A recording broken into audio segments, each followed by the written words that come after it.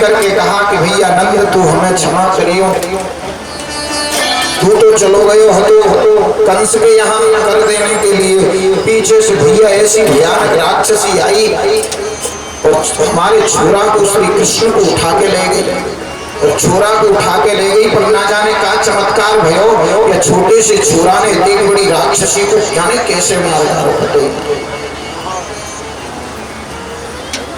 भैया हम तो बड़े चिंतित है गए, भैया इतनी बड़ी कैसे जलाते, भैया काट काट के इसका दाह संस्कार हम कर रहे, इसको जला दे।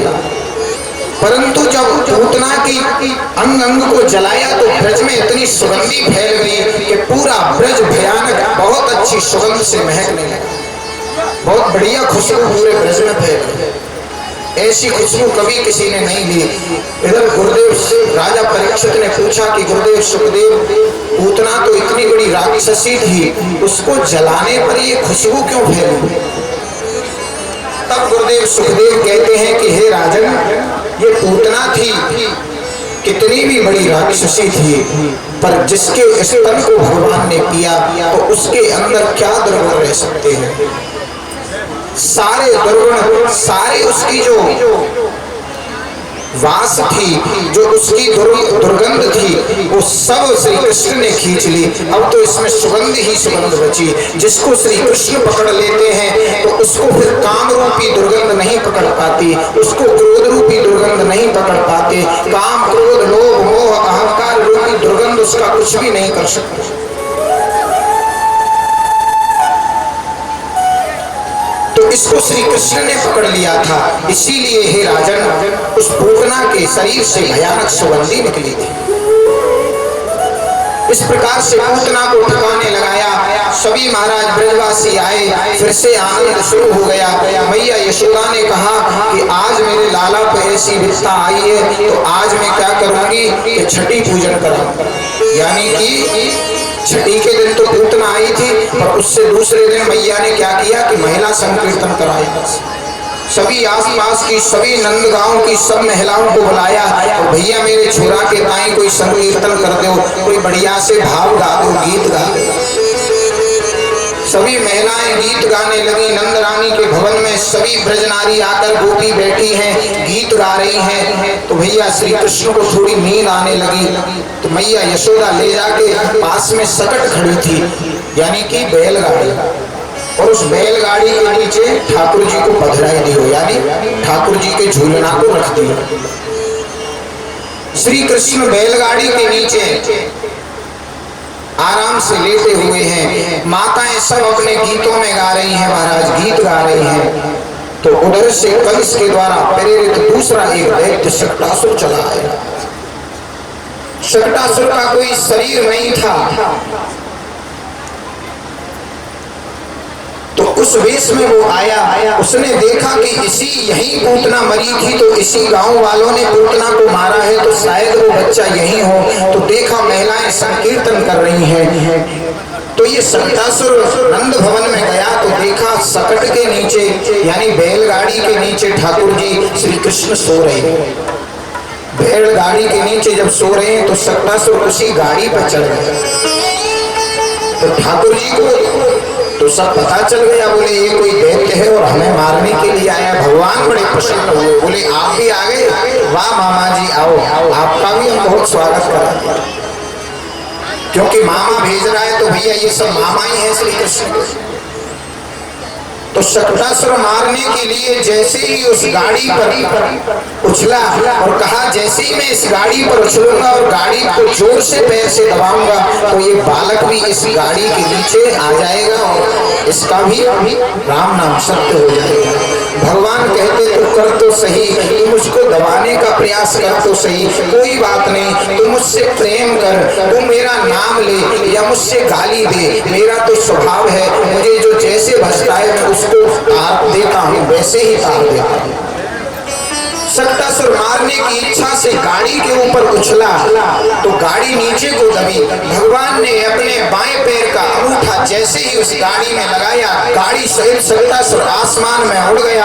आसमान में उड़ के जैसे ही महाराज पहले तो गिरा शकटासुर और ऊपर से गिरी गाड़ी, धड़ाम से शकटासुर के प्राण निकल गए। अब जैसे ही धम्म की आवाज हुई सब महाराज महिलाएं तो लगी थी संकीर्तन में, सब मैया लगी थी संकीर्तन में, ये गई दौड़ी दौड़ी, ये क्या हुआ, ये क्या। अब तो एक गोपी गई दौड़ी दौड़ी और भगवान को, ठाकुर जी को अपने हाथ में उठा लिया। बोले अरे यशोदा, तुझसे इस कृष्ण का, हमारे लाला का ध्यान नहीं रखा जाता, कैसी कैसी विपदा हमारे लाला पे आ रही है। अब तो सभी महिलाएं बड़ा दुख कष्ट करने लगी, सभी गोपियां बड़ी दुखित होने लगी। बोले ये क्या हुआ, ये क्या हुआ, पर किसी को कुछ पता भी नहीं चला। इस प्रकार से भगवान ने बातों ही बातों में शक्तासुर का भी उद्धार कर दिया। मैया यशोदा फिर से भगवान की नजर उतारने लगी, तो जादू टोना करने लगी, जादू टोना करने लगी कि भैया धीरे धीरे कुछ दिन और बीते। तो एक दिन मैया यशोदा ने पुनः अपने आंगन में श्री कृष्ण को सुला रखा था। आंगन में ठाकुर जी बड़े प्रेम से सो रहे हैं, चारों तरफ देख रहे हैं, जो भी आता उसको तरफ देख करके बड़ा मुस्का देते हैं। और जो भी गोपी, जो भी गोप श्री कृष्ण को एक बार देखता तो देखता ही रह जाता। यशोदा मैया से कहता है, यशोदा या छोरा को तो तुम हमारे थाए दे दो, ऐसे लगे हमें या छोराए हम लेके अपने घर में चले जाएं और दिन भर खिलाते रहे, क्योंकि ठाकुर जी हैं इतने सुंदर। अब जो है एक और दैत्य तृणावृत नाम का ये चला आया बवंडर के रूप में। कंस बोला कि भैया तृणावृत ना तो पूतना लौट के आई है, ना ही शक्तासुर लौट के आया है।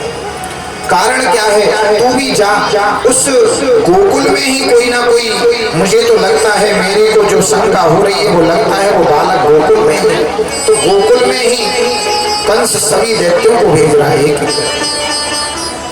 अब तो तृणावृत आया बवंडर के रूप में, घूमता घूमता घूमता घूमता, जो हमारे गांव में भी दिखता है ना, तृणावृत का नाम क्या है, भभूड़ा। जो भभूड़ा आता है ना, ऐसे घूमते वायु एकदम घूम जाती है, चक्रवात बन जाता है, और भभूड़े में महाराज बड़ी बड़ी चीजें भी आकाश में उड़ जाती। तो ऐसे ही वो बवंडर के रूप में तृणावृत आया। ठाकुर जी पलना में सो रहे थे, तो इसने श्री कृष्ण को अपने बीच में फंसा करके और साथ में ही उड़ा के ले गया, साथ में ले गया। भगवान बड़े प्रसन्न हो गए, बोले भैया मामा ने बड़ा अच्छा झूला भेजा है, जो हमारे घर को झूला हतो जो बाबा नंद लाए, बामे तो मैं वहीं की वहीं झूल रहे हो, और मामा ने जो झूला भेजो है, या झूला में तो मैंने पूरे आसमान की सैर कर ली।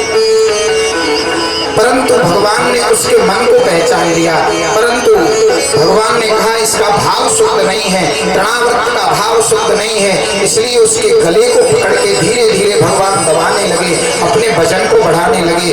तृणावृत कहता कि ये बालक तो बहुत छोटा था, अब इसमें वजन क्यों बढ़ता जा रहा है। भगवान ने इतना वजन अपना बढ़ा लिया कि अब तो तृणावृत को सहना भी बड़ा मुश्किल हो गया। परंतु भगवान ने धीरे करके उस तृणावृत के गर्दन को इतना दबाया कि तृणावृत की सांस अटक गई। और भैया ये तृणावृत तो ठाकुर जी को, हमारे कृष्ण को देखता ही देखता रह गया, और देखते ही देखते इसने अपने प्राण त्याग दिया। इस प्रकार मंगल में तृणावृत का भी भगवान ने उद्धार किया। तृणावृत उद्धार के पश्चात भैया एक दिन क्या होता है कि हमारे भोलेनाथ, भोले भाले जो भोले भंडारी हैं भगवान शंकर, इनकी इच्छा होती है, और नारद जी महाराज कहते हैं कि क्यों ना हम भी श्री कृष्ण के दर्शन के लिए चलें। तो भोलेनाथ और नारद जी दोनों आ गए हैं, कहाँ पे, ब्रज में, गोकुल में आ गए हैं। गोकुल में आकर के भोलेनाथ क्या नंद भवन गए, और नंद भवन में आकर कहते हैं कि मैया भिक्षाम देहि। मैया यशोदा बाहर निकल के आई और इनका जब स्वरूप देखा, आहा, भोले बाबा की भैया गर्दन में बड़े बड़े सर्प पड़े हुए हैं, हाथों में सर्प हैं, और बड़ा दिगंबर वेश धारण किए हैं, बागंबर धारण किए हैं भोलेनाथ। साथ में नारद जी हैं, नारद जी अपने वीणा को लेके नारायण नारायण कर रहे हैं। ये दोनों मानव वेश में पधारे हैं बाबा नंद के द्वार। बाबा नंद के द्वार जब पधारे तो भिक्षा की जब याचना की तो नंद रानी मैया यशोदा निकल के आई। बोले ये भैया बाबा कैसे अद्भुत आए हुए आज हमारी गोकुल। भोलेनाथ ने कहा कि मैया भिक्षाम दे, हमें कुछ भिक्षा दे। तो बोले क्या लाऊं बाबा, क्या लोगे? सोना लोगे, चांदी लोगे, हीरे लोगे, रत्न लोगे, जवाहरात लोगे, आटा लोगे, वस्त्र लोगे, क्या चाहिए वो बता दो, क्योंकि आपके आशीर्वाद से 80 वर्ष की उम्र में मेरे छोरा भयो है। भोलेनाथ बड़े प्रसन्न हुए। बाबा भोलेनाथ ने कही ऐसो कर मैया, हमें ना तो सोना चाहिए, चांदी चाहिए, ना फिर धान्य चाहिए, ना वस्त्र चाहिए, हमें कुछ भी नहीं चाहिए। यशोदा मैया बोली तो का चाहिए, तो काय को आयो बाबा? जब कछु चाहिए ही ना है तो काय को मुंह उठाए के चलो आयो मेरे द्वार पे। भोलेनाथ ने कहा हे माँ, अगर देना ही है तो तेरा जो छोरा है ना उसके मुझे दर्शन दे दे।